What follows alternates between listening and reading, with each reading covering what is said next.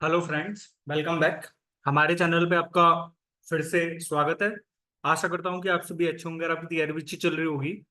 तो जैसा कि आपको पता है कि भाई सीजीएल प्री के पेपर जो चल रहे हैं वो ऑलमोस्ट एंड होने वाले हैं, क्योंकि 26 तारीख को पेपर खत्म हो जाएंगे प्री के, है ना। तो उसके बाद ऑब्वियस सी बात है कि आपको भाई मेंस की तैयारी करनी पड़ेगी, है ना। लेकिन कुछ शख्स ऐसे भी होंगे जो सोच रहे होंगे कि भाई या तो आंसर की आ जाने दो या फिर रिजल्ट आ जाने दो, क्या पता रिजल्ट में नाम नहीं आया तो भाई उस मेंस की तैयारी का करेंगे क्या। तो भाई वो सबसे बेवकूफ लोगों में से है।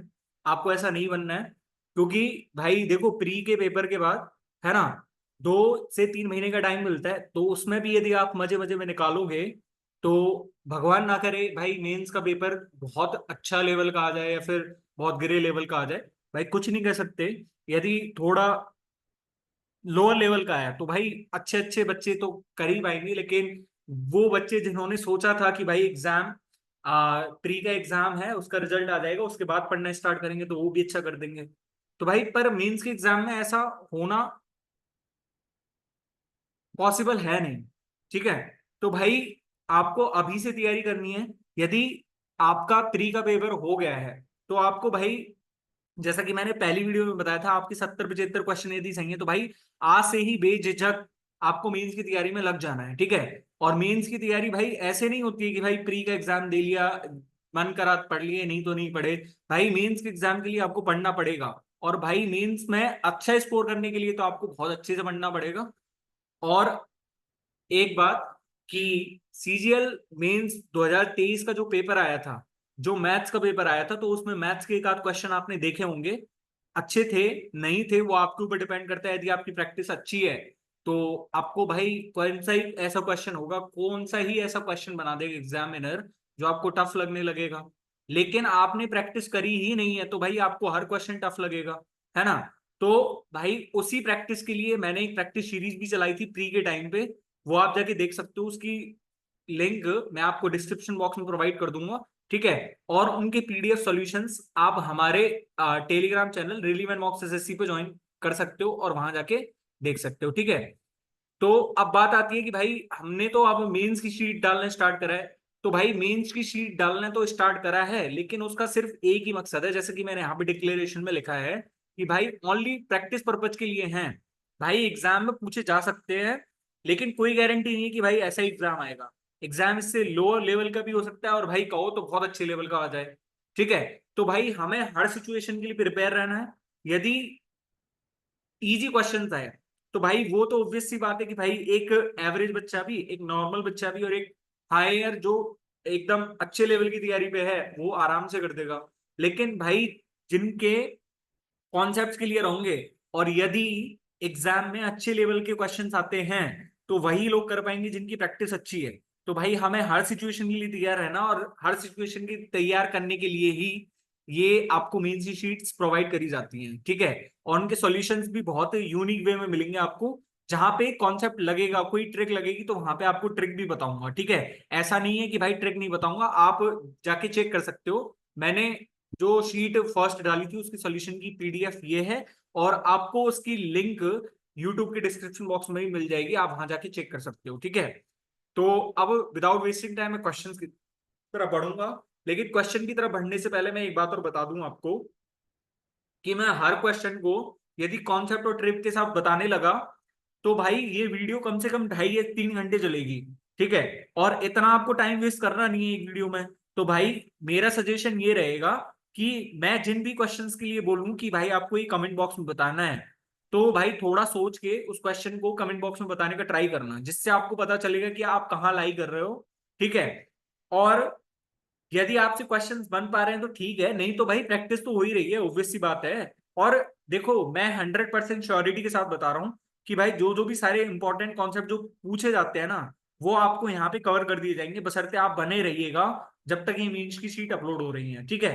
तो अब मैं क्वेश्चंस की तरफ बढ़ रहा हूँ। पहला क्वेश्चन आ गया मेरे पास, और इजी से क्वेश्चन है, ज्यादा टफ भी नहीं है, पर एक आध क्वेश्चन तो अच्छे लेवल का डालना ही होता है, तो ऑब्वियसली वो तो डालेंगे ही यार, है ना। Arun bot N old computer and spent rupees 110 on its repair. He then sold it to Bola at a profit of 20%. Bhola sold it to Chandan at a loss of 10%. Chandan finally sold it for 1188 at a profit of 10%. How much did Arun buy the computer for? तो भाई अरुण ने कितने में खरीदा ये पूछ रहा है। अब भाई कितना इजी सा क्वेश्चन है। चंदन ने यदि 10% की प्रॉफिट पे बेचा तो 10 से 11 में बेचा उसने। अब 11 की वैल्यू मेरे पास कितनी हुई है, 1188, मतलब चंदन के लिए कॉस्ट प्राइस कितना पड़ा होगा उसके लिए। चंदन के कॉस्ट प्राइस पड़ा होगा 1080। 1080 तो पड़ा होगा क्योंकि 108 बार कर जाएगा, है ना। अब ये तो मेरे चंदन का है, मतलब सॉरी ये तो चंदन के लिए है, मेरे क्या चंदन के लिए है ऑब्वियसली। तो अब जब ये 1080 में दिया तो चंदन के लिए तो 1080 में बढ़ा, लेकिन भोला ने तो वो 10% लॉस पे बेचा है, मतलब भोला के लिए उसी चीज का कॉस्ट प्राइस कितना रहा होगा, 1200 रहा होगा। 1200, ये 9 की वैल्यू है तो 10 की वैल्यू निकल जाएगी। अब भोला को ये अरुण ने बेचा था 20% के प्रॉफिट पे, मतलब ये अरुण के लिए कितने में पड़ा होगा, 1000 में। तो आपने क्या करा, 1000 आंसर लगा दिया देखते ही। पर आपने जब आंसर की आई ना तो चेक करा तो भाई आपका ये क्वेश्चन गलत बता रहा था। क्यों? अब उसके पीछे आप रीजन सोचोगे कि ये गलत क्यों हुआ। तो ये गलत इसलिए हुआ क्योंकि आपने क्वेश्चन ढंग से पढ़ा नहीं है। How much did Arun by the computer four, मतलब अरुण ने कितने में खरीदा। अब एक बात बताइए, उसने 110 रिपेयर पे खर्च करे थे तब जाके 1000 हुआ होगा प्राइस, तभी तो भाई उसने प्रॉफिट 20% पे बेचा। हम भाई अल्टीमेटली तुम तब बता सकते हो कि भाई उसने 890 में खरीदा और 20% उसने उस प्रॉफिट पे बेचा होगा। भाई जो फाइनल प्राइस रहेगा उस पर तो प्रॉफिट लगेगा उसका। तो फाइनल प्राइस उसकी 1000 है तो उसने कॉस्ट प्राइस कितना था उसका, उसका कॉस्ट प्राइस 890 तो था। ठीक है, ठीक है ना। सॉरी, दूसरा क्वेश्चन है मेरे पास। A and B leave from point M at the same time towards point N. B reaches N and starts moving towards M instantly. He meets A at point O. Between M and N, the distance between M and N is 245 kilometer. If the speed of A and B are 26 kilometer per hour and 65 kilometer per hour respectively, then what is the distance between O and N? Important question है और गलती के chances कहाँ हैं इसमें मैं बताऊंगा आपको। ठीक है, लेकिन आपको एक चीज बता दूं कि इसमें एक रिलेटिव स्पीड का फॉर्मूला लगेगा। और रिलेटिव स्पीड यदि आपको पढ़नी है, देखो आपने यदि 12th क्लास में आपके पास मैथ साइंस थी या फिर मैथ बैकग्राउंड से हो आप, तो आपने रिलेटिव स्पीड अच्छे से पढ़ रखी होगी। लेकिन आपको फिर भी एक जनरल आइडिया तो लेना पड़ेगा ना कि भाई क्या है क्या नहीं है। ठीक है, तो उसके लिए मैंने आपको एक वीडियो प्रोवाइड कर रखी है हमारे चैनल पे, उसका लिंक आपको डिस्क्रिप्शन बॉक्स में मिल जाएगा, आप जाके चेक कर सकते हो। ठीक है, तो अब मेरे से कह क्या रहा है, मैं ओनली टू एक्सप्लेन पर्पज आपके सामने चित्र बनाकर समझाऊंगा इस क्वेश्चन को। ठीक है, ओनली टू एक्सप्लेन, है ना। आपको ये चित्र बिल्कुल नहीं बनाना है, आप ये चित्र एग्जाम में बना रहे हो तो आपसे बड़ा बेवकूफ कोई नहीं है, मैं मुंह पे कह रहा हूं। ठीक है, तो भाई मेरे पास यहाँ पे ये था एम और ये था मेरे पास एन। ठीक है, और यहां से ही ए और बी स्टार्ट कर रहे हैं। तो सपोज करो कि भाई इन दोनों ने ही 245 चला होगा। सपोज क्या करना है, वो तो इन्होंने 245 किलोमीटर चला है ना, 245 किलोमीटर। पर ये कह क्या रहा है कि भाई ए और बी ने चलना स्टार्ट करा, तो भाई ऑब्वियस सी बात है जब बी की स्पीड 65 किलोमीटर है और इसकी 26 किलोमीटर पर आ रही है, तो भाई बी ने तो जितने टाइम में चला होगा, मान लो बी ने कितना टाइम लिया, बी ने टाइम लिया 245 अपोन में 65, मतलब कि 49/13 किलोमीटर पर आर, सॉरी आर टाइम लिया उसने, बी ने 49/13 आवर्स में इधर पहुंच गया वो, यहां से यहाँ, यहां से यहाँ। तो भाई हम ये निकाल लें कि 49/13 आवर्स में ए कहाँ पहुंचा होगा, ए कहाँ पहुंचा होगा। तो भाई मैं दूसरा पेन का यदि हेल्प लूं तो भाई ए 49/13 आवर्स में यही तो पहुंचा होगा, ये 98 किलोमीटर ही तो है। क्योंकि इसको कितना चल रहा था 49/13 आवर्स, कितने की स्पीड से, 26 किलोमीटर पर आवर की स्पीड से। ठीक, अब एक बात बताइए, यहां तक वो आ गया इतने में, अब बी यहां से लौटेगा, बी यहां से लौटेगा, तो ऑब्वियस सी बात है कि भाई बी यहां से आ रहा है और ए यहां से आ रहा है, तो भाई मैं एलिगेशन सॉरी, आज तो मेरे दिमाग में एलिगेशन ही एलिगेशन चल रहा है ना। ये रिलेटिव स्पीड का फॉर्मूला लगेगा, अब रिलेटिव स्पीड ही तो लगाएंगे भाई 245। अब इसमें क्या करेंगे, मैं 245 पे क्या लगा दूंगा, रिलेटिव स्पीड का फॉर्मूला, जो कि आप सोचोगे सही है लेकिन आपका गलत है। कुछ तो यूं सोचेंगे ना कि भाई बी यहाँ पे पहुंच गया, भाई हम तो सीधे 245 पे लगा देते हैं, हमारे पास सीधा आंसर ही आ जाएगा। पर भाई आपसे बड़ा बेवकूफ कोई है क्या, यदि आपने 245 पे लगाया है वो रिलेटिव स्पीड वाला फॉर्मूला, मेरे को एक चीज बताइए, यहाँ से जब 49/13 बी यहाँ पे आ गया, तो भाई ए ने भी तो 98 किलोमीटर चल दिया है। इसमें ऐसा कहाँ लिखा है कि वो 98 किलोमीटर पहले पीछे भाग गया और फिर बी वापस आ रहा है? ऐसा तो कहीं नहीं लिखा है उसने। तो भाई जो रिलेटिव स्पीड का फॉर्मूला लगेगा वो 243 माइनस 98 इज इक्वल्स टू 147, और 147 पे लगेगा, मतलब कि 147 अपॉन में 91। इतने आवर के बाद वे ओ पर मिलेंगे, इतने आवर बाद वो, ये मीटिंग टाइम है उनका, मीटिंग टाइम, मीटिंग टाइम। ठीक है। तो यहाँ पे अब मेरे से एन से ओ की वैल्यू पूछी हुई है, तो एन से ओ कौन जा रहा है? बी जा रहा है। तो एन बी जा रहा है, तो बी ने 65 किलोमीटर पर आवर से कितना चल लिया होगा? 147/91 आवर में। ये 13 से कट गया 7 बार, ये 13 से कट गया 5 बार। तो मतलब मेरे पास सीधा आ गया ना 105 किलोमीटर। 105 किलोमीटर। या फिर आपको यही देख के समझ जाना चाहिए था कि भाई ये मेरे पास 147 है। तो 147 तो 7 का मल्टीपल तो आएगा ही ना, 7 का मल्टीपल तो आएगा। ठीक है। In the given figure, ABCD is a rectangle and P is a point on DC such that BC is equals to 24 centimeter and DP is equals to 10 centimeter. CD is equals to 15 centimeter. If AP produced intersects BC produced at Q, then find the length of AQ. मेरे को जहां पे जो जो भी given है मैं पहले वो लिख लेता हूं। मेरे पास है यहां से ए DP is equals to 10 centimetre and CP is equals to 5 centimetre. ठीक है। और ये कितना दिया हुआ है मेरे को? 24 सेंटीमीटर। तो मेरे से क्या पूछ रहा है? ए क्यू की वैल्यू पूछ रहा है। अब भाई ये कितने सेकंड का क्वेश्चन है आप खुद से बता दीजिए। मात्र ये है 8 से 10 सेकंड का क्वेश्चन, यदि किसी को समझाना ना पड़े तो, क्वेश्चन पढ़ने के बाद। और यदि क्वेश्चन पढ़ने के बाद आपको समझ नहीं आ रहा है ना क्वेश्चन, तो भाई ये बताया रहा हूँ, आपसे ज्योमेट्री में कुछ नहीं आता है, क्योंकि ज्योमेट्री का सबसे बेसिक टॉपिक ही ट्राइंगल है, और ट्राइंगल वाला कॉन्सेप्ट ही यहाँ लगेगा। और ट्राइंगल का सबसे फेमस कॉन्सेप्ट सिर्फ एक ही है, सिमिलैरिटी, सिमिलैरिटी और सिर्फ सिमिलैरिटी। ठीक है। तो भाई जब ये रेक्टेंगल था मेरे पास ABCD, तो ये 15 है, तो भाई मेरे पास ऑब्वियस सी बात है कि भाई ये भी 15 सेंटीमीटर रहेगा और ये 24 सेंटीमीटर रहेगा। इसको भाड़ में जाने दो, हमको इसका कुछ नहीं करना है। ठीक है। अब मेरे को सीधा सीधा या तो एक चीज ये बता दीजिए कि आपको ये पाइथागोरस प्रमेय पता है क्या? यहाँ पे पाइथागोरस ट्रिपल तो लगेगी। आप ये पूछेगी कि सर पाइथागोरस कैसे लगा रहे हो? भाई ये राइट एंगल है मेरे पास। ये राइट एंगल क्यों है? क्योंकि ये रेक्टेंगल दिया हुआ है, रेक्टेंगल दिया हुआ है। अब ये मेरे पास 15 है, ये मेरे पास 24 है। ठीक है। अब इसमें ऐसे यदि पाइथागोरस ना लगा पाओ, तो भाई इसमें ये सोचने का ट्राई करना, ये मेरे पास 90 का था और ये भी मेरे पास 90 का है। यदि मैं छोटे वाले ट्राइंगल इसको और बड़े वाले ट्राइंगल पूरे को, एक बार मैं आधे को ले रहा हूं और एक बार मैं AB2 तक ले रहा हूं पूरा, तो भाई मेरे को ये बात बताना कि ये वाला एंगल तो इसके बराबर हो गया, और ये वाला एंगल मेरे पास कॉमन हो गया, और बचा कुछ एंगल, ये वाला एंगल इसके बराबर हो जाएगा। तो भाई ये दोनों ट्राइंगल एक दूसरे के क्या नहीं हो गए? सिमिलर नहीं हो गए क्या? एक दूसरे के सिमिलर नहीं हो गए क्या ये?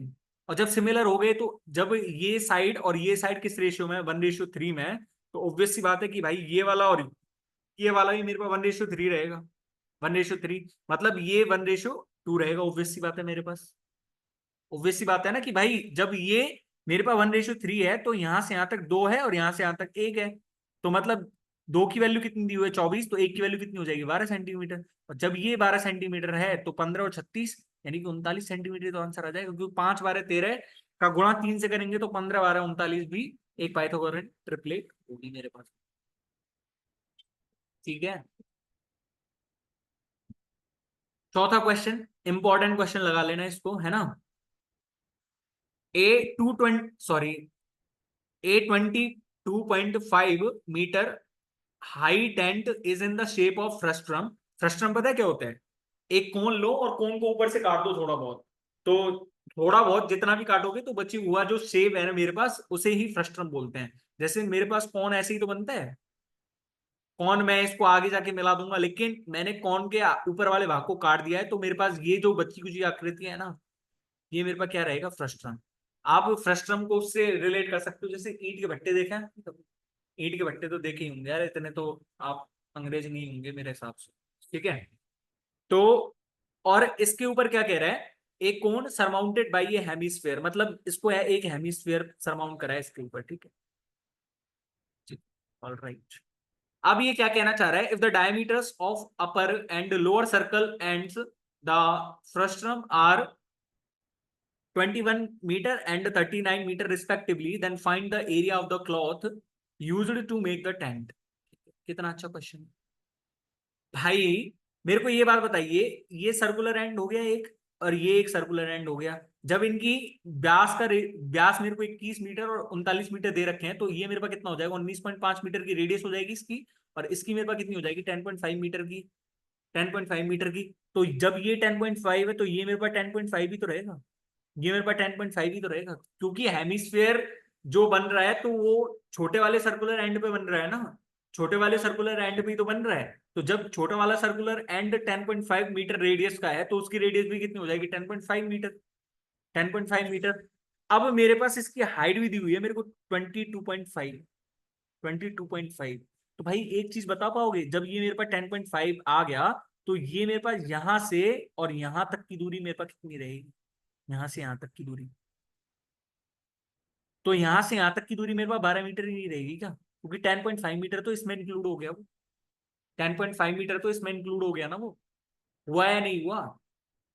अब मैं आपसे ये पूछना चाहूंगा, ये मेरे से पूछ रहा है कि क्लॉथ कितना चाहिएगा, क्लॉथ। तो भाई एक चीज बताओ मेरे को, आपने कभी वो देखा है, बर्थडे पे जो आप लेके आते हो वो कैप, तो वो एक कोन आकृति का ही तो होता है, कोन सही तो होता है वो। तो एक चीज बताइए, जो उस पे वो डेकोरेशन सा हुआ रहता है ना, वो ऊपर थैली थैली सी चढ़ी रहती है उस पे, तो भाई एक चीज बताइए मेरे को, तो वो थैली अंदर भी लगे लगाते हैं क्या वो कुछ, तो आपका जवाब होना चाहिए अंदर तो कुछ नहीं लगाते वो। तो भाई मैं आपको समझाना क्या चाहता हूं कि आपने, आप सपोज करो कि आप किसी कैंप वगैरह में तो गए होंगे कॉलेज टाइम पे, यदि आप किसी कैंप वगैरह में गए होंगे, तो आपने तंबू नहीं ताने वहां पे रहने के लिए, तंबू जो पिक्चरों में नहीं देखे कि भाई जो वन फायर वहां पे जला लेते हैं और भाई बैठ के और फिर मजे चल रहे हैं, तो वहां पे वो जो तंबू तनते हैं, तो भाई वो कोन आकार के, मतलब ऐसे ही तो रहते हैं कि भाई हमको उतना ही तो कपड़ा चाहिए, मतलब मैं नीचे वाले सरफेस को हटा देता हूँ और ऊपर वाले सरफेस को हटा देता हूँ, हमको इतना तो नहीं चाहिए होता है ना कपड़ा, मतलब मेरे को सिर्फ कर्व्ड सरफेस पे ही जो कपड़ा लगेगा उसका ही तो बताना है, उसका ही तो बताना है, मतलब अल्टीमेटली मेरे को इसके, सॉरी फ्रस्ट्रम के और ये हेमिस्फेयर का क्या चाहिए मेरे को, क्या चाहिए, कर्व्ड सरफेस चाहिए। तो हेमिस्फेयर का कर्व्ड सरफेस तो मेरे पास कितना हो जाएगा, 2 πr² प्लस, अब इसका कितना हो जाएगा मेरे पास, इसका कोई बता पाएगा मेरे को, ये फ्रस्ट्रम का, तो फ्रस्ट्रम का क्या हो जाएगा मेरे पास, πr1 प्लस में r2 इंटू, ये मेरे पास कितना हो जाएगा एल, और एल यहाँ पे क्या है, एल ये मेरे पास है स्लांट हाइट, ठीक है, स्लांट हाइट, ठीक है। और एल का फॉर्मूला क्या होता है मेरे पास, अंडर रूट में h² प्लस में r1 माइनस में r2 का होल स्क्वायर, r1 को बड़ी रेडियस मान लो और r2 को छोटी रेडियस मान, ठीक है। तो अब विदाउट वेस्टिंग टाइम मेरे को क्वेश्चन का आंसर कमेंट बॉक्स में बता देना, इसका मैंने पूरा बता दिया है आपको। अब आपने एक बार ऑप्शन जब चेक करे ना, तो भाई ऑप्शंस के थ्रू बिल्कुल मत जाना, क्योंकि आप भाई चेक करने बैठोगे ना, तो भाई आपको पता नहीं है कि इसका आंसर 2107 सही 2/7 लगाऊं, ये वाला लगाऊं, ये वाला लगाऊं, ये वाला लगाऊं, आपको दो ऑप्शंस मैच करते दिखेंगे, आप यदि 11 का मल्टीपल चेक करने बैठोगे ना, तो आपके पास ये और ये ऑप्शन मैच कर रहे हैं, चेक करके देख लेना, ठीक है। पांचवा क्वेश्चन है मेरे पास, there are two buildings separated by a certain distance, the angle of elevation from small building top towards the top of the long building is 30 degree. मैं आपसे फिर कह रहा हूं भाई, देखो प्रैक्टिस अच्छी होगी तभी आप क्वेश्चंस को अच्छे से कर पाओगे, भाई बिना प्रैक्टिस के कुछ नहीं कर पाओगे, ये बात मेरी एकदम याद से रखना, अपने माइंड में रखना। यदि प्रैक्टिस नहीं है तो आप चाहे कितने ही आप मैथ में इंटेलिजेंट हो, चाहे कुछ भी हो आप मैथ में, कुछ नहीं कर पाओगे जब तक प्रैक्टिस नहीं होगी, ठीक है। मेरे पास दो बिल्डिंग्स हैं सेपरेटेड बाई सर्टेन डिस्टेंस, एक छोटी है एक बड़ी है, ओके। अब ये मेरे से क्या कह रहा है, मेरे से ये कह रहा है कि यहां से इसके जो टॉप है ना, छोटी बिल्डिंग के टॉप से बड़ी बिल्डिंग के टॉप का जो उन्नयन कोण है वो 30 डिग्री का है, ठीक है। उन्नयन कोण अपनवन कोण सबको पता होगा, डिप्रेशन एंगल और ये एलिवेशन एंगल पता होगा सबको, नहीं पता है तो एक बार 10th क्लास में जाके आपके टीचर आपको बताएंगे, ठीक है। और ये मेरे पास यहाँ पे ठीक है, इनका बेस। अब मेरे से क्या कह रहा है ये, the angle of elevation from point A on the ground in between two buildings towards top of the large building is 60 degree. मतलब ए पॉइंट मेरे को कहां लेना है, ए पॉइंट मेरे को इन दोनों के बीच में लेना है, और यहां से इसके जो टॉप का एलिवेशन एंगल मेरे पास 60 डिग्री दिया हुआ है। ठीक है, the difference between the Heights of to buildings is 450 unit.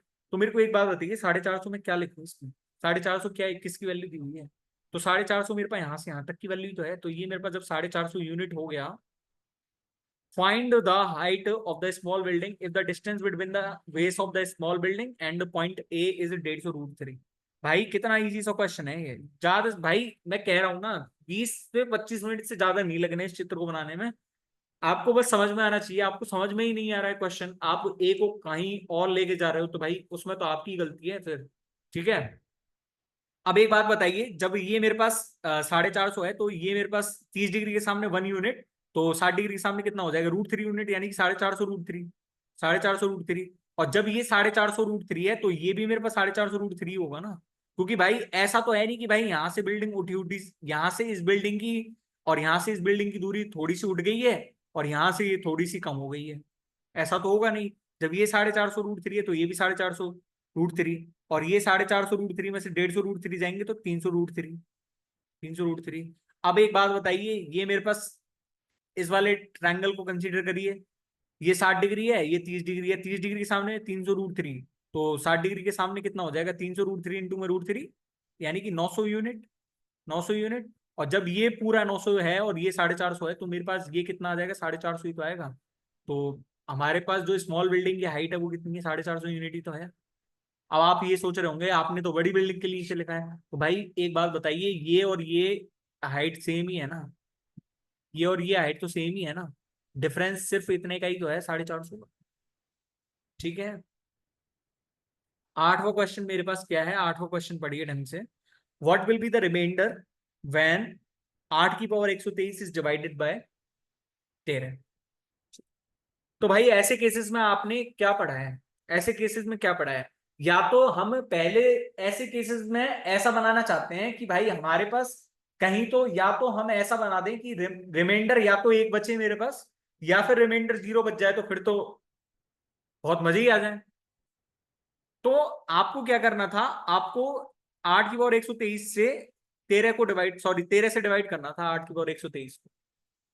तो आपने एक कॉन्सेप्ट पढ़ा है, नेगेटिव रिमाइंडर क्या होता है, नेगेटिव रिमाइंडर, नेगेटिव रिमाइंडर आपने ये पता है, आपको पता है क्या, 13×5 = 65 होता है, पता है। और आपने ये भी पढ़ा होगा 8 का स्क्वायर 64 होता है। तो भाई एक बात मैं कह सकता हूं कि मैं 64/13 करूंगा, 64/13 करूंगा, तो मेरे पास कितना आएगा, 64, 13 × 4 = 12, सॉरी 13 × 4 = 52, और मेरे पास कितना शेष बच जाएगा, 12। लेकिन इस 12 को नेगेटिव रिमाइंडर के तौर पे मैं -1 नहीं लिख सकता क्या, -1 रिमाइंडर लिखूं या फिर मैं 12 रिमाइंडर लिखूं, बात एक ही है, बात एक ही है।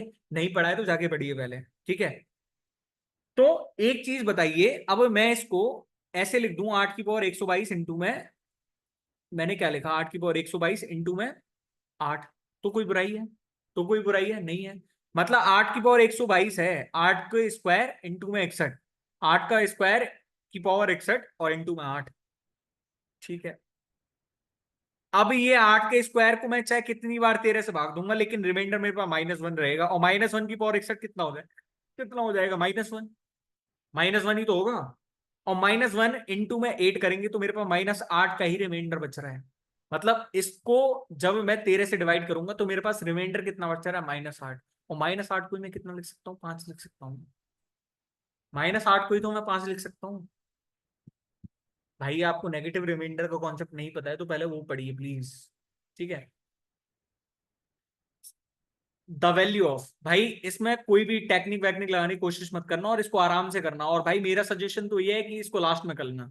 ठीक है, आपके पास यदि टाइम आपको लगता है कि भाई मैं सही टाइम पे कर पाऊंगा तो ठीक है, नहीं तो भाई आप इसको स्किप करना, क्योंकि भाई इसके चक्कर में आपके बहुत सारे क्वेश्चंस भी गलत हो सकते हैं, क्योंकि भाई इसमें तो थोड़ी सी मिस्टेक आपको पूरा गलत कर देगी आपके क्वेश्चन को।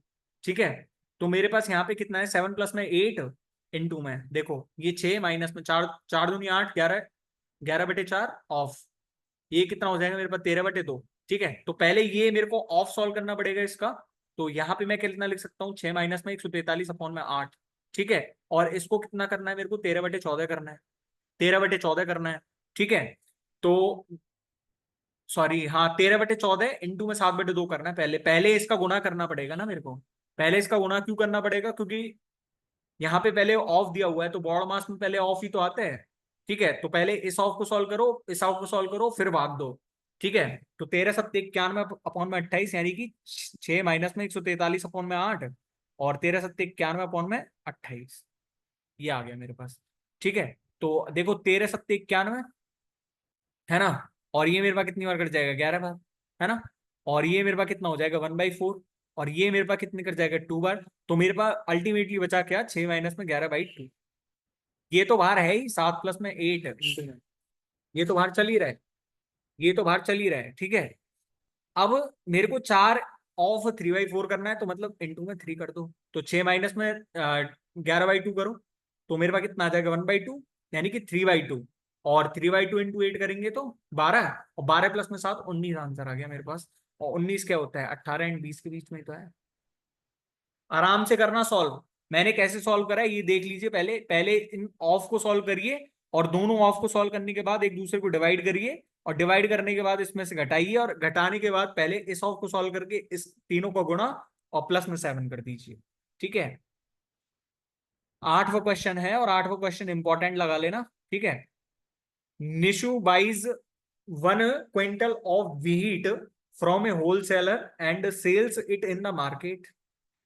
He uses a weight of 1 kg whose actual is 960 gram. He starts selling in the morning and by evening he is able to sell the entire stock. If he marks up the price by 20% only, what is the actual gain in percentage? कितना अच्छा question है। आपको यदि देखो भाई, dishonest dealer के questions बहुत आते हैं एग्जाम में, स्पेशली फ्रॉम मतलब 2022 से तो इतने क्वेश्चंस पूछे गए हैं इसके ऊपर, डिसऑनेस्ट डीलर। तो हमने इसके ऊपर एक वीडियो बना रखा है, वीडियो आपको देखना है तो आप डिस्क्रिप्शन बॉक्स में जाके चेक कर सकते हो। ठीक है, या फिर आप डाल देना description, sorry, dishonest dealer easy maths अड्डा। ठीक है, तो वहां पे आपके सामने आ जाएगा, है ना। और इस टॉपिक के पीछे करवाने का एक रीजन ये है कि मैं आपको बताता हूँ। आप एक दुकानदार के पास गए और आप दुकानदार के बारे में कह रहे हो कि भाई इस दुकानदार ने 12.5% तो चीट कर लिया खरीदते टाइम, और 12.5% ही ये चीट कर रहा है मेरे को बेचते टाइम भी। तो भाई उसको आप ये तो लिख दोगे कि भाई 12.5% मतलब 1/8, तो मतलब उसने खरीदते टाइम 8 से 9 लिया, लेकिन बेचते टाइम वो 8 की जगह 7 ही ले रहा है। मैं भाई 100% कह सकता हूं कि 30 से 40% लोगों को ये तो पता है कि ये 8 से 9 और 7 से 8, लेकिन मैं उनको ये पूछूंगा ना कि भाई ये 9 इधर ही क्यों है, ये 8 इधर ही क्यों है, ये 7 इधर ही क्यों है।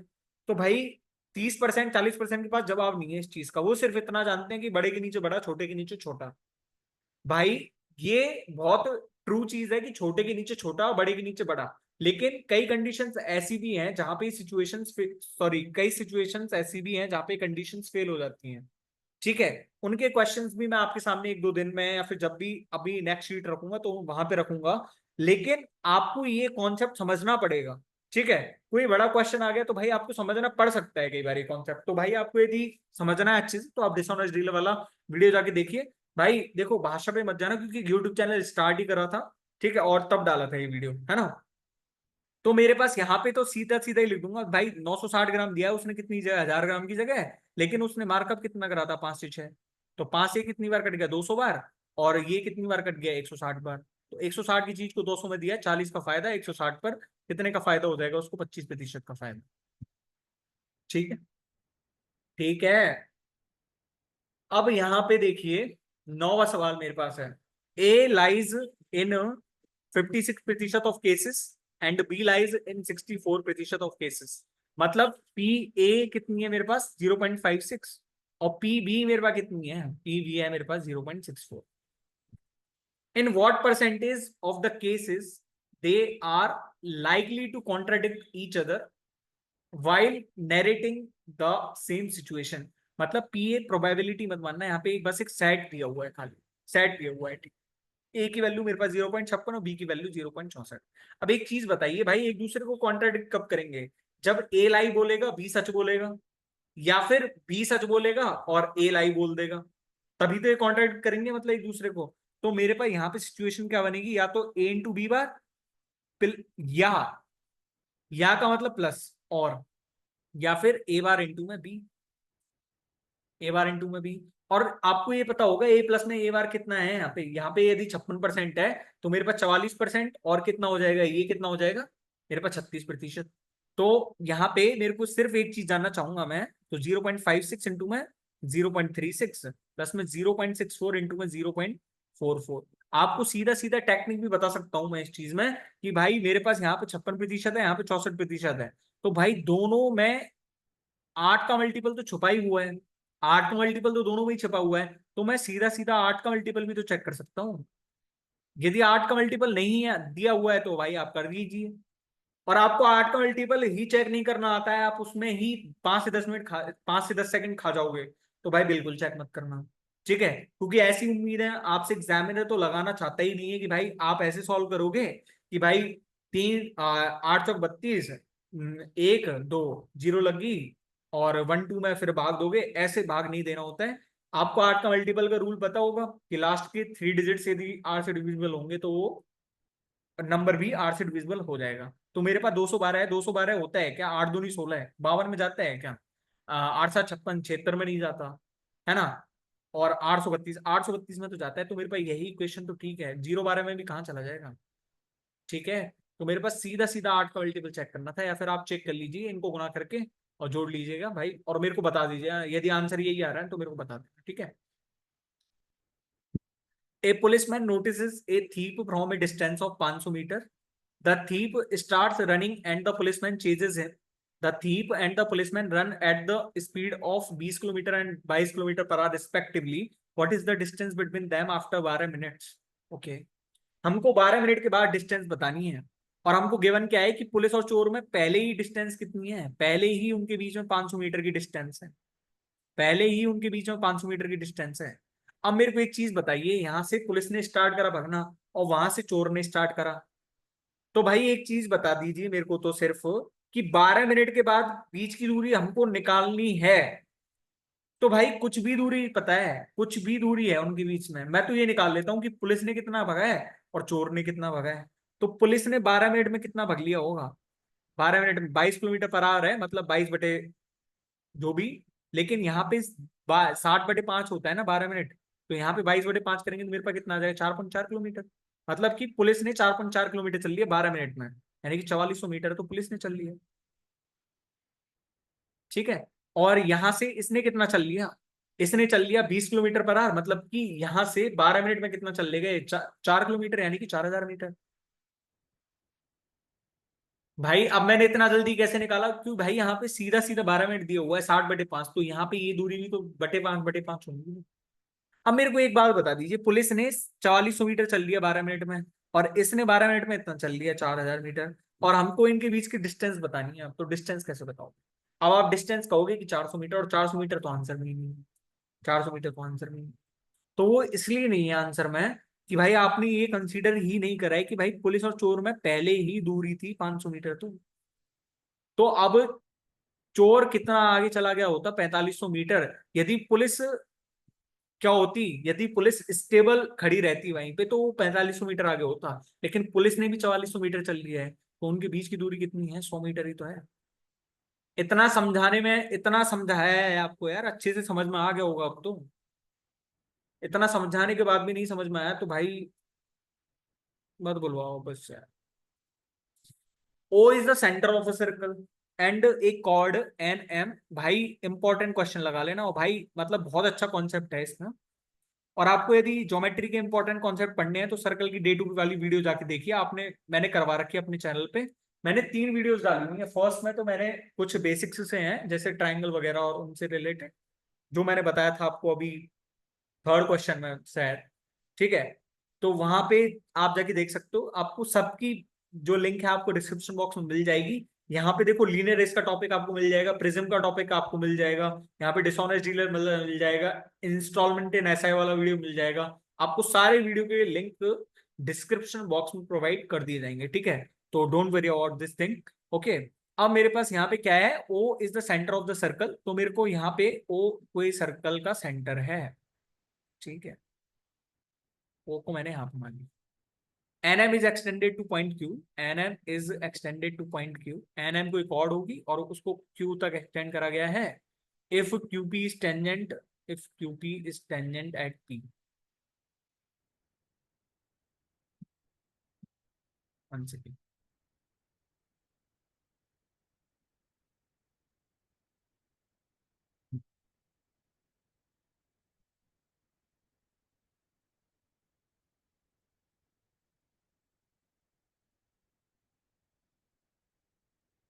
ठीक है, ओ भाई देखो, ड्राइंग मेरी इतनी अच्छी है नहीं, ठीक है। अब Q से P पे एक टेंजेंट डाली मैंने, है ना, यार ये क्या कर रहा है, Q से P पे मैंने एक टेंजेंट डाली, ये कोई टेंजेंट है ना। और ये अब मेरे से आगे क्या कह रहा है, आगे कह रहा है ये मेरे से कि P Q M is equal to 42 and Q P M is equal to 54। P Q M, P Q M 42 है, और ये मेरे पास कितना है, क्यू पी एम 54, ठीक है। तो मेरे से क्या पूछा है, एम ओ एन की वैल्यू पूछी है, एम ओ एन। अब भाई कुछ तो इसका आंसर पता है क्या लगा देंगे, कुछ तो इसका आंसर लगाएंगे 72 डिग्री, लेकिन 72 डिग्री आंसर में है नहीं, क्योंकि 72 डिग्री पता है उन्होंने कैसे लगाया, उन्होंने ऐसे लगाया कि ये मैंने इससे इसको मिला दिया, तो जब ये 54 डिग्री है तो ये मेरे पास कितना रहा होगा, पूरा 90 डिग्री का, तो ये 54 है तो ये 36, और ये 36 होते ही ये तो मैंने आंसर। पर यार भाई ऐसे कैसे कर सकते हो तुम, मेरे को ये बताओ ऐसा कैसे कर दिया तुम भाई। मेरे से कहाँ बोला गया है, मेरे से ऐसा कहाँ बोला है उन्होंने कि भाई ये जो ओपी है ये सही दिशा में ही जा रहा है, या फिर हम यहां से पूरा एंगल ही कंसीडर कर रहे हैं इसमें। हमको ऐसा तो कोई यहाँ पे दिया हुआ भी नहीं है ना, फिर ऐसा कोई कॉन्सेप्ट है कि भाई हम इनको मिलाएंगे और यहाँ से मेरे पास सीधा आंसर आ जाएगा, सीधा आंसर आ जाएगा। या फिर मेरे को कहीं से भी ऐसा बता दो कि भाई ये ओ एन सीधा यहां जाके मिल रहा है, हाँ, ओ एन सीधा यहां जाके मिल रहा है। आप मेरे को एक बात बताइए, मैं यहां से एक कॉन्सेप्ट लगाना चाहूंगा आपके सामने। ये मेरे पास क्या थी, टेंजेंट थी, ये मेरे पास क्या थी, टेंजेंट थी। और जब ये टेंजेंट थी और ये मेरे पास क्या हो गई, सीकेंट हो गई, तो आपने टेंजेंट सीकेंट प्रॉपर्टी पढ़ी है, tangent secant property, tangent secant property.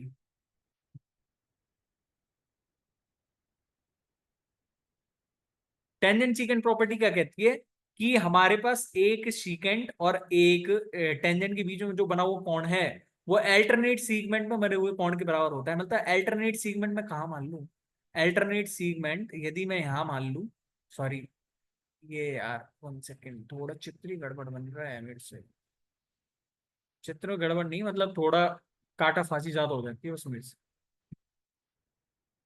चलो मैं ऐसे मान लेता हूं। तो मेरे को कोई बता सकता है क्या, जब ये 54 है तो मेरे पास ये भी तो 54 ही रहेगा, अल्टरनेट सीगमेंट थ्योरम से, alternate segment theorem, alternate segment theorem बोल दो इसको भाई, मैंने ऐसे लिख दिया तो क्या हुआ, अल्टरनेट सीगमेंट थ्योरम। और जब ये 54 है तो ये तो मेरे को पता ही हुआ है, ये इस पी क्यू एम का क्या है, एक्सटर्नल एंगल ही तो है।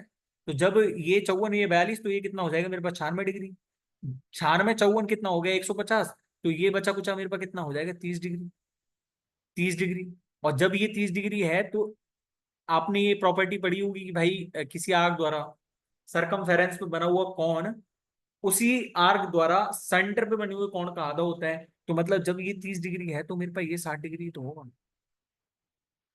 इस आर्क द्वारा ये बन रहा है, ठीक है। आपके सामने लिख दिया मैंने टेंजेंट सीकेंट प्रॉपर्टी वगैरह वगैरह सारी, ठीक है। ओके, आगे बढ़ू। Find the sum of N terms of series 11 plus में 103 प्लस में 1005 प्लस में डॉट डॉट डॉट। भाई कितना अच्छा क्वेश्चन है, और यदि आ जाए तो थोड़ा बहुत दिमाग लगाना पड़ेगा आपको, ठीक है, कैसे कर सकते हैं। किसी भी तरह से पॉसिबल है क्या ये चीज की भाई मैं 11 और 103 को जोड़ दूं, 105 1005 जोड़ दूं इसमें, प्लस में डॉट डॉट डॉट एन तक ले जाऊं, जहां पे एन मेरे को पता भी नहीं है क्या है क्या नहीं।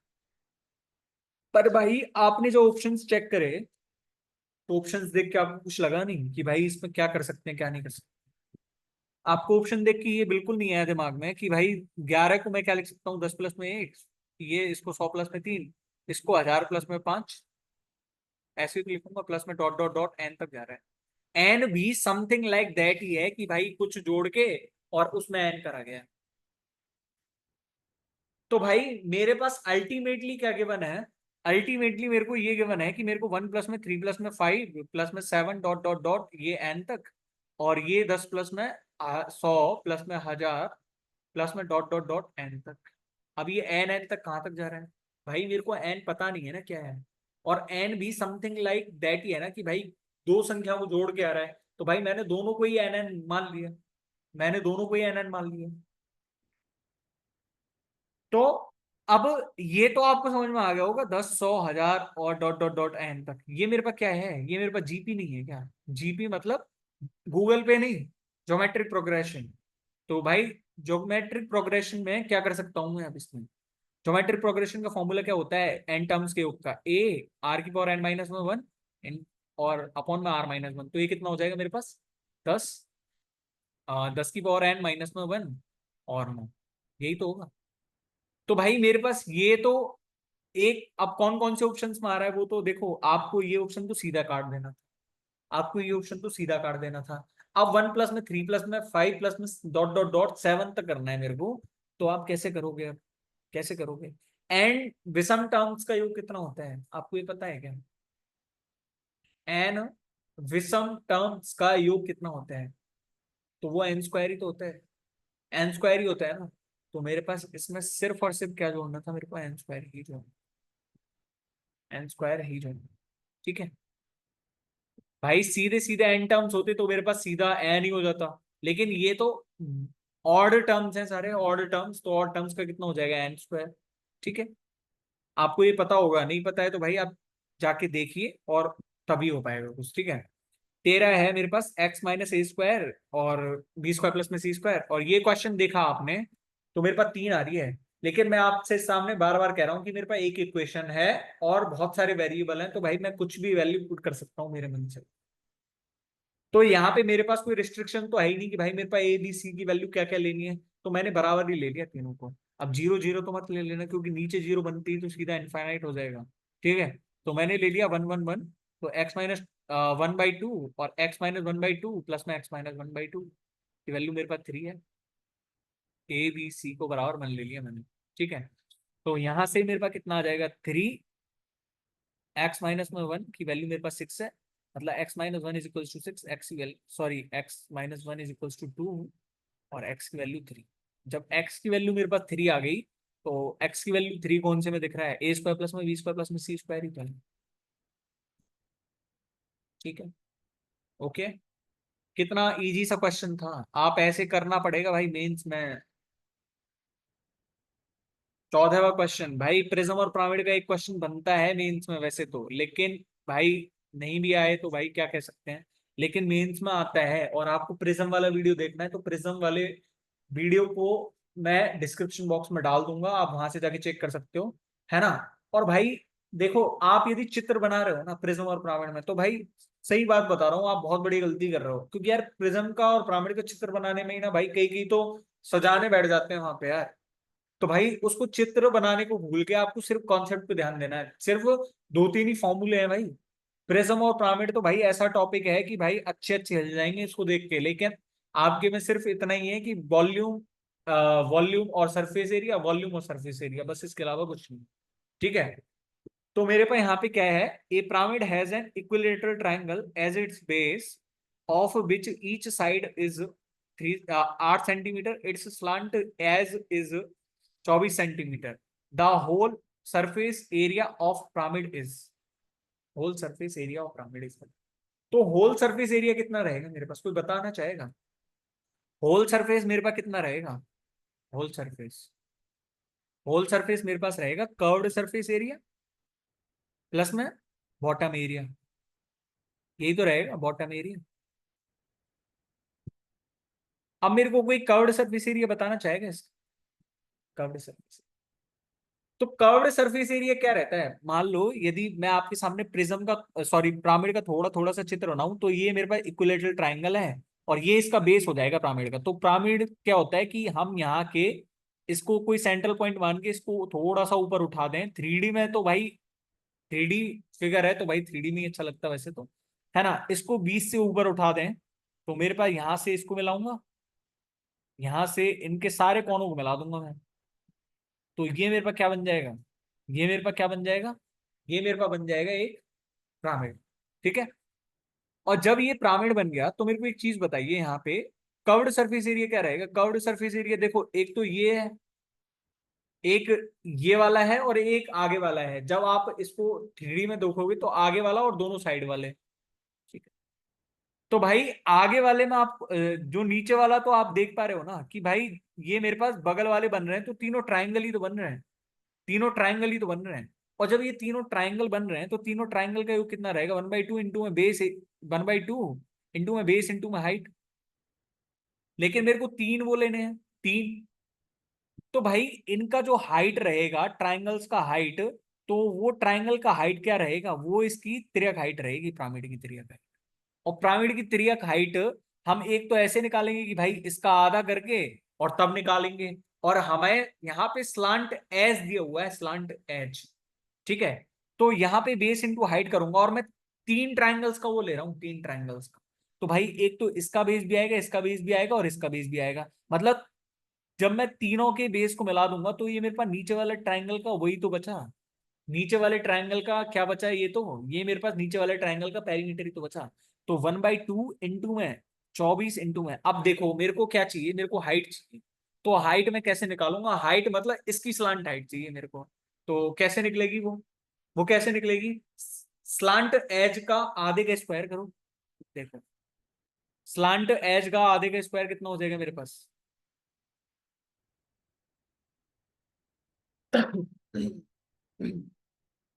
हाँ, तो मेरे पास नहीं, सॉरी, स्लांट एज का आधा क्यों? ये तो सीधा सीधा हमको देखो, 576 प्लस में 24 और 506, सॉरी, 576 प्लस में 64 और 576 प्लस में 64 कितना हो जाएगा? √640। ठीक है। और √640 में मैं चार को यदि बाहर निकाल लूं तो कोई बुराई है क्या? 4√160। अब इसमें से और चार को निकाल लूं तो कोई बुराई है क्या? मतलब, हाँ, मतलब मैंने चार ही बाहर निकाला, ऑब्वियसली मैंने 16 ही बाहर निकाला है ना। तो 16 × 4 = 64। और 1 सेकेंड, 1 सेकेंड, 1 सेकेंड प्लीज। हाँ, ठीक है। हाँ, तो हमें क्या करना था? हमें सिर्फ यहां से स्लांट हाइट कैलकुलेट करनी थी, और स्लांट हाइट कैलकुलेट करने का फॉर्मूला आपको पता होगा, है ना। तो हमको क्या चाहिए? बॉटम का एरिया। बॉटम का एरिया मेरे पास कितना हो जाएगा? √3/4 इंटू में 64, तो मतलब कि 16 √3। 16 √3 हमारे पास दो ही ऑप्शन में आ रहा है। ठीक है, एक तो ये और एक ये।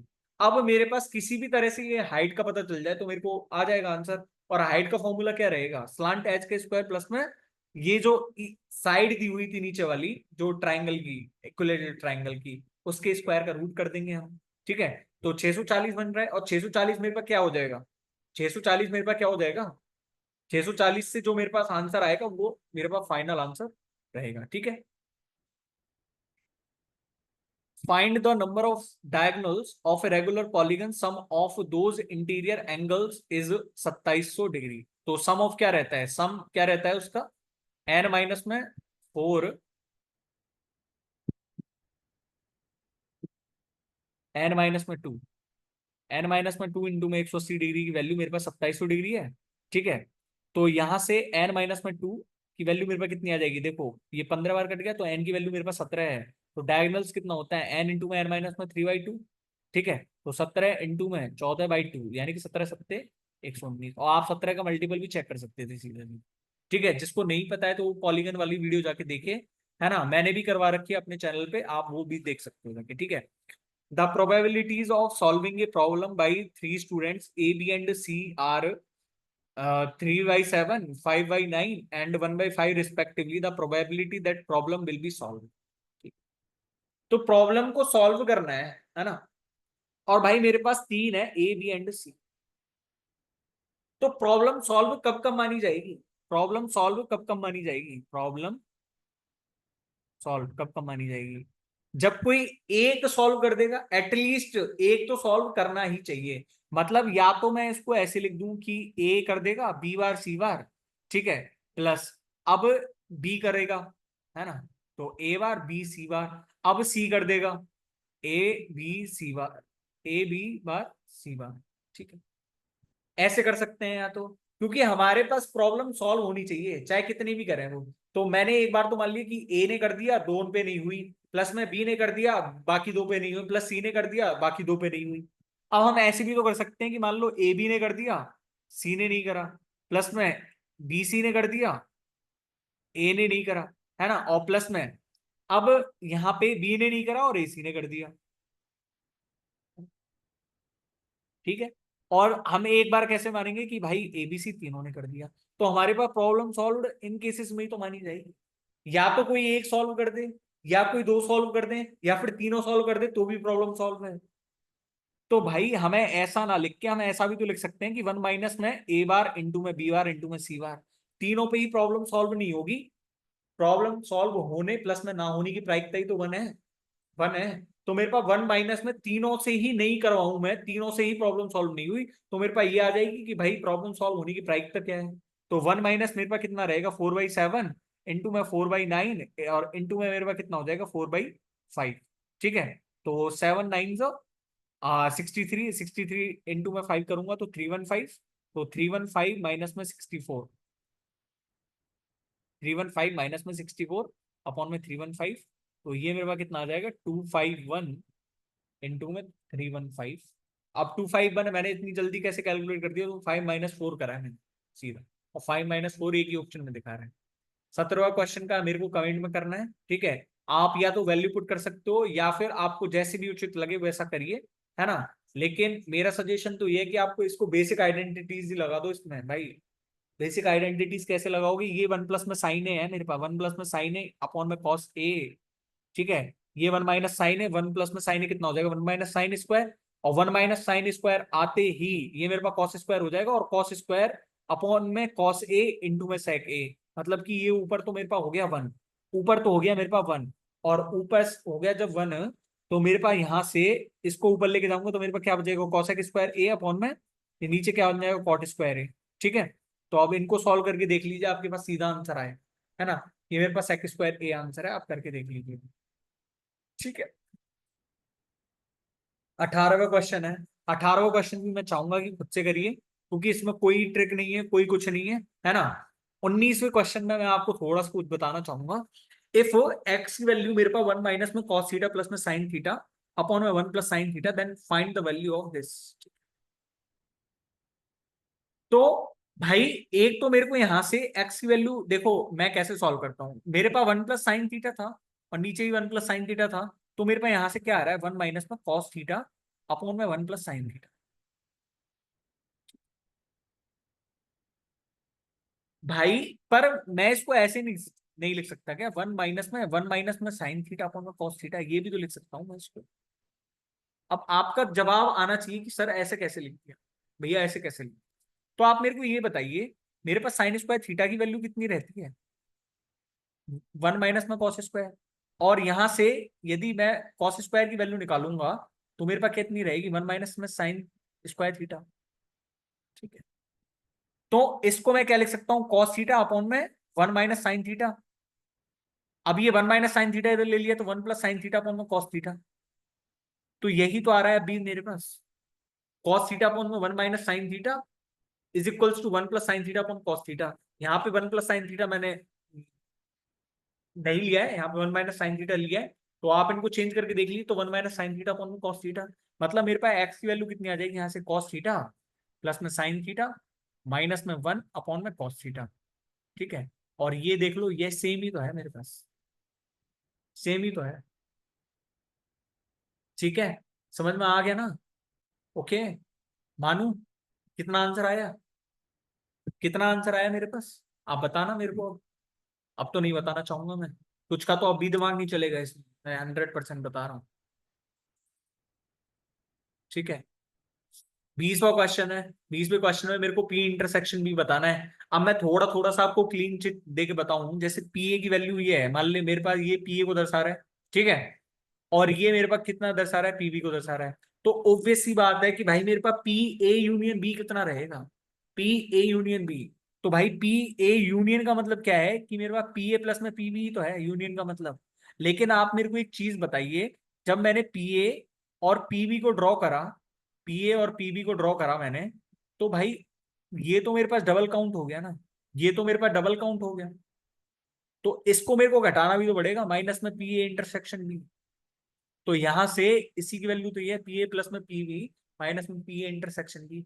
मान लीजिए आप ये मान के चलिए कि आपने पी ए लिया और यहाँ पे पी बी लिया, तो पी ए प्लस में पी बी में ये आपने दो बार काउंट नहीं कर दिया क्या? एक बार तो आपने पी ए में काउंट कर लिया वाला पार्ट, एक बार आपने पी बी में काउंट कर लिया। तो भाई ऑब्वियस सी बात है कि भाई आपको ये घटाना भी तो पड़ेगा एक बार। तो इसको क्या बोलते हैं? पी ए इंटरसेक्शन की। हमारे पास यहाँ से सीधा फॉर्मूला लगाइए, सीधा आंसर आ जाएगा आपके पास, ठीक है। 21वां क्वेश्चन है, अभी सेम टू सेम क्वेश्चन कराया है हमने। तो इसका आंसर कमेंट में बताना मेरे को, ठीक है। 22वां क्वेश्चन है, और 22वां क्वेश्चन भाई जिसने भी करा होगा उसके लिए तालियां, ठीक है। तो भाई मैं क्या बताना चाह रहा हूं इसमें, X and Y are two numbers, S C F of these two is 15। S C F क्या होता है? S first of all S C F क्या होता है? मान लो मेरे पास दो संख्या है, एच एक्स और एच वाई। तो भाई एच क्या दर्शा रहा है उसमें? एच ही एस सी एफ को दर्शा रहा है। मान लो मैंने दो नंबर से लिए, एक तो मैंने ले लिया 12 और एक मैंने ले लिया 15, ठीक है। तो एस सी एफ क्या होता है? Highest common factor. मतलब कि मेरे को 3 इंटू 4 लिख सकता हूँ मैं इसको, इसको कितने लिख सकता हूँ? 3 इंटू 5। तो मतलब इनमें हाईएस्ट कॉमन कौन सा है? हाईएस्ट कॉमन तो 3 ही है ना। तो यही मेरे पास एस सी एफ होगा। और एक्स एंड वाई क्या है? एक्स एंड वाई एक दूसरे के से को प्राइम नंबर है। मतलब एक्स और वाई को प्राइम है। देख लो 4 और 5। यदि ये को प्राइम नहीं हुए तो एक चीज, जैसे मान लो मैंने लिख दिया 30 और 60 लिख दिया मैंने, तो मैं इसको क्या लिख रहा हूँ? 3 इंटू 10। और इसको क्या लिख रहा हूँ? 6 इंटू 10। तो भाई मेरे पास मैं लिखूंगा S C F is equal to 10 लिखूंगा या 15 लिखूंगा, ये बताइए मेरे को। एस सी एफ 10 लिखूंगा या 15 लिखूंगा या फिर 30 लिखूंगा, बताइए मेरे को। तो आपका जवाब होना चाहिए आप एस सी एफ 30 लिखोगे, क्योंकि मेरे पास 3 और 6 में से भी तो 3 कॉमन आएगा। 3 और 6 में से भी तो 3 कॉमन आएगा। तो मेरे पास 1 और 2 को प्राइम नंबर होने चाहिए यहाँ पे। ठीक है, आपको समझ में आ गया होगा मैं क्या कहने का चाहिए चाह रहा हूँ, ठीक है। 81 एक्स स्क्वायर माइनस में 36 वाई स्क्वायर और 36 एक्स स्क्वायर माइनस में 81 Y square both will be completely divisible by. तो मेरे को अब कुछ नहीं बताना, मेरे को सिर्फ ये बताना है कि 81 एक्स स्क्वायर माइनस में 36 वाई स्क्वायर। अब मैं इसको ऐसे नहीं लिख सकता कि 9 एक्स माइनस में 6 वाई इंटू में 9 एक्स प्लस में 6 वाई। और यहाँ पे इसको कैसे लिखूंगा? इसको मैं लिखूंगा 6 एक्स माइनस में 9 वाई और इसको मैं लिखूंगा 6 एक्स प्लस में 9 वाई। तो ये किससे कंप्लीटली डिविजिबल होगा मेरे को ये बता दीजिए आप, कैसे बताओ? भाई मेरे पास, मेरे को ये बताइए अब तुम कि मेरे पास यहाँ पे 81 माइनस 36 है और 36 माइनस 81 है ना। तो इन दोनों का डिफरेंस कितना आ रहा है? इन दोनों का डिफरेंस कितना आ रहा है? मान लो मैं यदि इनमें से 3 कॉमन भी ले लूं, इसमें से मैं 3 कॉमन ले लेता हूं, 3 कॉमन लेने के बाद मेरे पास क्या बचा? 3 कॉमन लेने के बाद मेरे पास बचा 3 एक्स माइनस में 2 है। और यहां से भी मैंने 3 कॉमन लिए, तो अल्टीमेटली मैंने 9 कॉमन लिया है।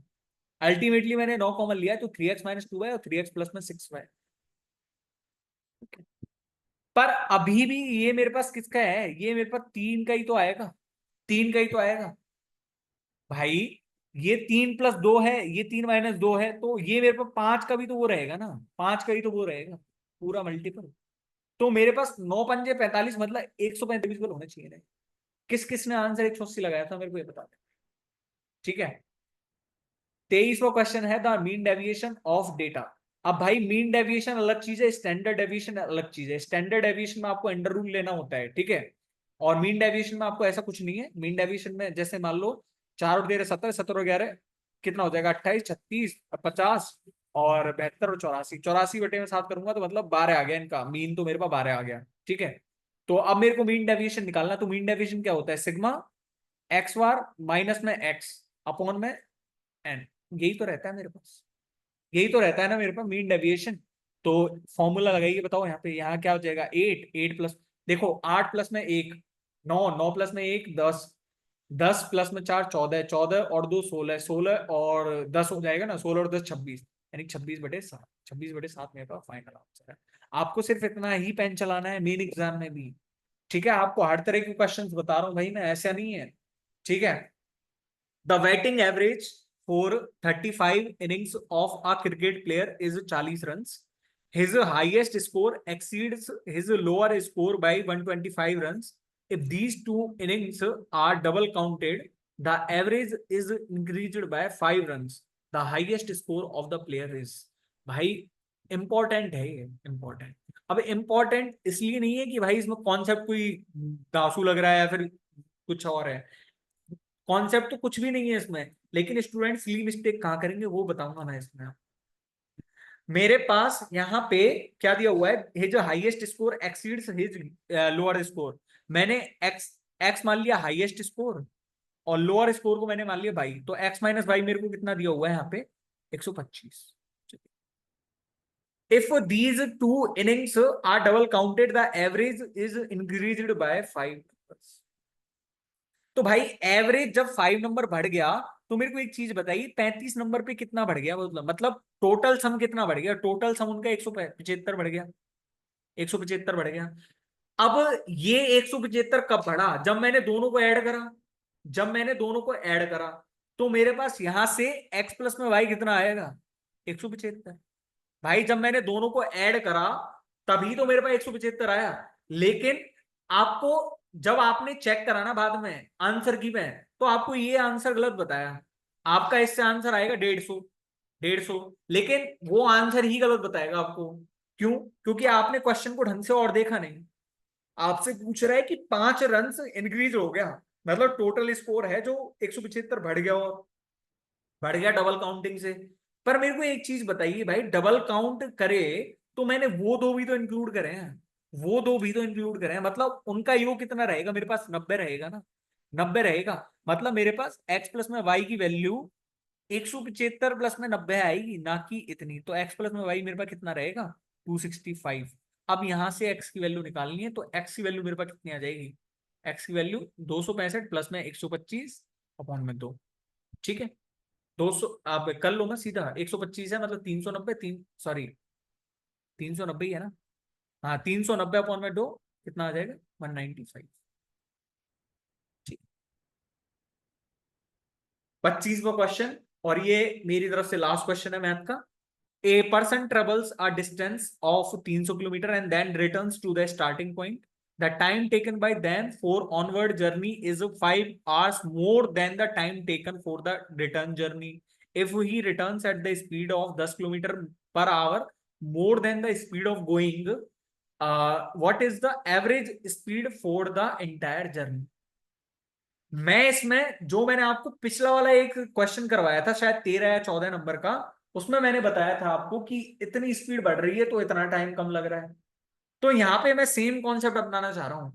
यहाँ पे आप एक तो ऐसे करोगे कि एक्स मान लिया, सॉरी मतलब यदि एक्स डिस्टेंस चलनी थी उसको, पहले वाई से जा रहा है, माइनस में एक्स माइनस में वाई, भाई ये घटिया तरीके हैं, नहीं अपनाने भाई, नहीं अपनाने। मैं आपको सीधा सीधा ट्रिक को ले जाने चाह रहा हूं, आपको सीधा सीधा ट्रिक देखिए, ट्रिक व्रिक कुछ नहीं है, आपको सिर्फ ये बताना है कि डिस्टेंस सॉरी स्पीड बराबर डिस्टेंस अपॉन टाइम रहता है। स्पीड बढ़ेगी तो टाइम घटेगा, और टाइम बढ़ रहा है तो स्पीड घट रही है, यही तो है, यही तो है। पर मैं कुछ नहीं जानता, मैं सिर्फ इतना जानता हूं कि मेरे पास डिस्टेंस फिक्स है, डिस्टेंस फिक्स है, मतलब एस टी का गुणा मेरे पास फिक्स है डी। वो कब फिक्स हो सकता है, जब मेरे पास एस जितना बड़ा है उतना ही टी मेरे पास घट जाएगा, और जब एस जितना घट रहा है तो उतना ही टी मेरे पास बढ़ जाएगा। मतलब मेरे पास डी तो कांस्टेंट है, डी तो मेरे पास फिक्स्ड है, फिक्स्ड है। मान लो मैंने स्पीड को 2 गुना कर दिया, स्पीड को 2 गुना, तो टाइम मेरे पास हाफ गुना नहीं हो जाएगा क्या, और मेरे पास डिस्टेंस अभी भी कितनी आ रही है, 1 ही आ रही है, 1 ही आ रही है। तो मेरे को करना क्या है ऐसे केसेस में, क्या बोल रहा है ये कि 5 आवर ज्यादा ले रहा है वो जाते टाइम, रिटर्न जब करेगा ना उससे, क्यों? ऐसा क्यों हुआ? क्योंकि रिटर्न करते टाइम जब वो आ रहा था ना, जब वो रिटर्न कर रहा था वहां से, तो उसकी स्पीड 10 किलोमीटर पर आवर से बढ़ी हुई थी। मतलब उसने अपनी स्पीड को जब 10 बढ़ा दिया, तो उसको टाइम कितना कम लगा? 5 कम लगा। 5 कम लगा। तो ये मेरे पास एस है, ये मेरे पास टी है। अब मेरे को 300 किलोमीटर चलवाना है, तो भाई देखो यहाँ पे मैं इसको किसी से ही मल्टीप्लाई कर लूं भाई। एस को मैं किसी से ही मल्टीप्लाई कर लूंगा, तो टी भी उतना ही बढ़ेगा ना मेरे पास। टी भी तो उतना ही बढ़ेगा। तो मतलब जब ये एस है तो ये मेरे पास 20 हो जाएगा, ये मेरे पास 10 हो जाएगा। ये 30 है, तो ये मेरे पास कितना हो जाएगा? 15 हो जाएगा। अब आ तो गया देखो, 20 15 300, 30 10 300। तो उसकी हमसे क्या पूछ रहा है? तो पूरी यात्रा के लिए औसत गति पूछ रहा है हमसे। तो देखो, इनिशियल गति तो ये रही उसकी, initial initial speed. Initial speed, और इनिशियल स्पीड में उसको टाइम कितना लग रहा था? 15 आवर्स। और ये उसकी क्या है? Final speed. Final speed. जब ये इनिशियल और ये फाइनल, तो हमारे पास इनका एवरेज कितना आ जाएगा? एवरेज आपको निकालना आता है ना, 2v1 v2 upon we one plus में v2, क्योंकि हमारे पास डिस्टेंस सेम है। डिस्टेंस हमारे पास सेम है, तो 2 इंटू में 20, इंटू में 30, अपॉन में 50। ठीक है, एक जीरो से एक जीरो कट गई। और ये मेरे पास कितना हो जाएगा? 40 दिया 120, मतलब कि 24 किलोमीटर पर आवर इसका आंसर है। ठीक है। अब यहां से क्वेश्चन स्टार्ट हो रहे हैं थोड़े रीजनिंग के, है ना। Study the following series and choose the option that can replace the question. 8 9 5। अब सबसे पहले हम देखते हैं, तो क्या देखते हैं? सबसे पहले हम देखेंगे इनका डिफरेंस। एक का डिफरेंस -4, 11 -11, -2 +7। तो सल नहीं बैठ रही। ये क्या, 1 - 1 1 - 1, क्या तो सल नहीं बैठ गया। अब इनमें कोई ऐसा चीज लग रहा हो, 2 का क्यूब 3 का स्क्वायर, 2 का स्क्वायर प्लस में 1। पर ऐसे थोड़ी ना होता है भाई, हम हमारे हिसाब से थोड़ी चलेंगे। तो आपने जब सीरीज को ढंग से गौर करा होगा ना, एक बार में तो नहीं आना है समझ में, एक बार में तो किसी की समझ में नहीं आना है। लेकिन आपने दोबारा तिबारा जब भी सीरीज को गौर से देखा होगा ना, तो आपको एक चीज दिखी होगी इसमें। 8 को 16 से रिलेट कर रखा, 16 के बाद 32 आ रखा, 32 के बाद कितना आएगा? यहाँ पे 64 आ गया। देख लो, 9 को 27 से रिलेट कर रखा, 27 को 81 से कर रखा, 27 थी 81, और 81 थी 243। 5 को किससे कर रखा? 5 को 25 से कर रखा, 25 के बाद 525, और सॉरी 25 के बाद 125, और 125 के बाद कितना आएगा? 625 इधर आएगा। तो 64 और 625 इज द राइट। ठीक है। क्वेश्चन और स्टेटमेंट्स वाले क्वेश्चन हमको दिए हुए हैं। तो स्टेटमेंट वाले क्वेश्चन को मैं करता हूं, देखो 150 मेथड, 150 वाला। और ये 150 वाला मेथड आपको सीखना है ना, तो आप रीजनिंग की स्ट्रेटेजी वीडियो तो आगे देखिए। भाई मैं इस टॉपिक पे मैं वीडियो नहीं बनाना चाहता हूँ सीरियसली। ठीक है। रीजनिंग की स्ट्रेटेजी वीडियो देखिए, वहां पे थोड़ा थोड़ा सा बताया हुआ है, आपको एक्सप्लेन करा हुआ है। ठीक है। और रीजनिंग की स्ट्रेटेजी वीडियो सिर्फ बनाने के लिए बनाई है, मतलब स्टूडेंट कह रहे थे इसलिए। बाकी स्ट्रेटेजी स्ट्रेटेजी कुछ नहीं होती भाई। मान लो बाई चांस, भगवान ना करे ऐसा हो, इस बार तुम्हारा सिलेक्शन नहीं होता है, तो सपोज करो कि इस बार तुम्हारा आइडियल कोई और है, तो अगली बार जो तुम्हारा आइडियल होगा ना, वो 2024 का ही टॉपर होगा। ठीक है। 2024 वाला टॉपर ही अगली साल के लिए तुम्हारे लिए आइडियल होगा, तो भाई वो आइडियल तुम्हारे लिए चेंज होते रहेंगे, क्योंकि उनकी स्ट्रेटेजी तुम अपनाना पसंद करोगे। ठीक है। तो स्ट्रेटेजी स्ट्रेटेजी कुछ नहीं होता। फिर भी एक बार जो मेथड बताएं तो वो देख लेना वहां पे जाके। ठीक है। और भाई टाइम वेस्ट करने की जरूरत नहीं है, यदि नहीं देखना चाहते हो तो बिल्कुल, है ना। इसलिए मत देखना कि भाई मैं कह रहा हूँ। ठीक है। Only few Bs are Qs, only few Q are B. मतलब यार यहाँ पे ये वेन डायग्राम बनाने की कोशिश करूँ ना, मैं इसको बी मान लूं, इसको क्यू मान लूं, है ना। तो भाई ये ओनली वाला, ओनली फ्यू का ग्राफ पता है कैसे मिलता है? Only few Bs are cues. मतलब कि ये वाला है ना, ओनली फ्यू, ये वाला, और इसका इसका इससे कोई रिलेशन नहीं है, बाकी का हम रिलेशन कर सकते। पर ये और इसका रिलेशन कभी ट्रू नहीं हो सकता, ओनली फ्यू का ग्राफ। पर भाई आप वेन डायग्राम वगैरह पे मत जाइए। मान लो मैं किसी से कहूं all pen are pencil, all pen are pencil. ठीक है। तो मैंने ऑल पेन को यहां ले लिया और पेंसिल को मैंने यहां ले लिया। ये भी ठीक। पर अब मैं यहां से यदि इसका ग्राफ बनाऊं कि some pencil are pen, some pencil are pen, तो भाई ये ग्राफ भी तो मेरे लिए सही है। मान लो मैंने एक ग्राफ आपके सामने ले लिया कि सम पेंसिल आर पेन, ठीक है, या फिर some pen are pencil, some pen are pencil. तो भाई ये सम, ये मैंने पेंसिल मान लिया और ये मैंने मैंने पेन पेन मान लिया, तो सम बनाना है मेरे को, तो ये भी। पर ये सम का ग्राफ ये बना दिया मैंने, पर ये सम वाला ग्राफ ये ट्रू नहीं है क्या? भाई इसमें भी ऑल है लेकिन सम तो है ही ना उसमें, सम पेन तो है ही पेंसिल। भाई ऑल तो इसने अपनी मर्जी से कर दिया लेकिन सम तो है ही ना। तो भाई वेन डायग्राम से एक ही केसेस के बहुत बहुत डायग्राम पॉसिबल हैं, और एक भी डायग्राम यदि आपने छोड़ा तो वहीं क्वेश्चन गलत होने के चांसेस रहते हैं। ठीक है, तो मैं किस पे जाना चाहूंगा कि मेरे पास ओनली ए फ्यू है। तो ओनली ए फ्यू का मतलब है कि सम बी आर क्यू और some B are not Q, some B are not Q, not Q. ठीक है, और यहां से सम क्यू आर बी और यहां से some Q are not B, not.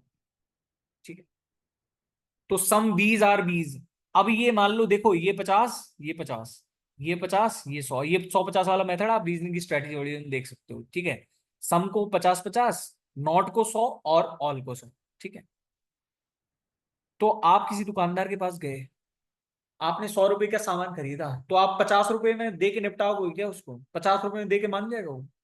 आपका जवाब होगा नहीं, आपको 100 का नोट ही देना पड़ेगा तब मानेगा। या फिर मैं ऐसे कहूं कि आपका 50 रुपए का सामान था, आप उसको 100 में दे रहे हो, तो भाई वो 50 आपको लौटाएगा ना। तो मतलब 100 को तो 50-50 में तोड़ सकते हैं लेकिन 50 को 100 में नहीं दे सकते। ठीक है, तो सम बीज आर बीज, हम यहां से इनके बीच में कोई रिलेशन बिठा पा रहे हैं क्या? इनके बीच में कोई रिलेशन बिठा पा रहे हैं क्या, बी और बी के बीच में? तो हमारे पास ये पॉसिबिलिटी कहां से पॉसिबल, ये कहाँ है हमारे पास?